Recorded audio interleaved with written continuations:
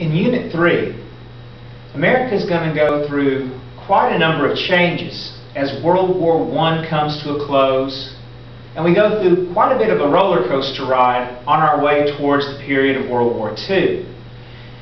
During this period, as World War I is ending, America goes through a slight economic downturn as America's economy transitions from a wartime economy back to a peacetime economy. But that's a very brief period.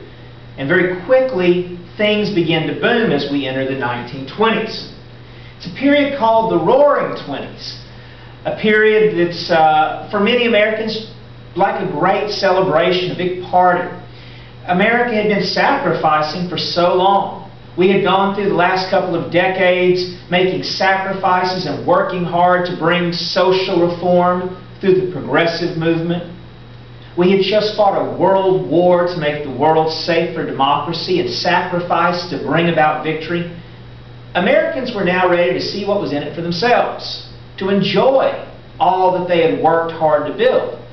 And so throughout the 1920s, you're going to see America experiencing a different attitude. There's going to be social changes, changes in fashion, changes in attitudes, changes in the way women are going to behave in society. We're going to go through the period of Prohibition. That particular progressive reform succeeded.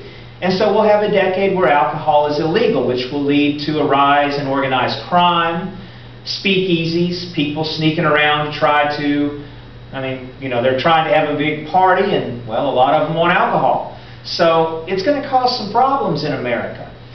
And that experiment will be going on through the 1920s. In the 1920s, there's a great change as we go through a period called the Harlem Renaissance, where African American culture starts to become more mainstream. Art, literature, especially music, start to catch on and change the way American society as a whole behaves and what we listen to and do. You're also, of course, going to see throughout the 20s people are in this great consumer age. People are buying all kinds of nice new inventions, things that make life easier. Automobiles, electric washing machines, radios, all kinds of conveniences, bringing us all closer together, making travel and communication quicker, and making life a little more luxurious. There'll be lots of jobs, lots of employment during the 1920s, and business will be booming. During the 1920s, one of our presidents, Calvin Coolidge, had made the statement, "The business of America is business." And that seemed to be the case. American business was growing. People were investing in the stock market. But one of the problems with that was it was somewhat of an illusion. As people invested more and more money, businesses really weren't continuing to grow and boom the way people thought they were. And eventually this investment bubble will burst.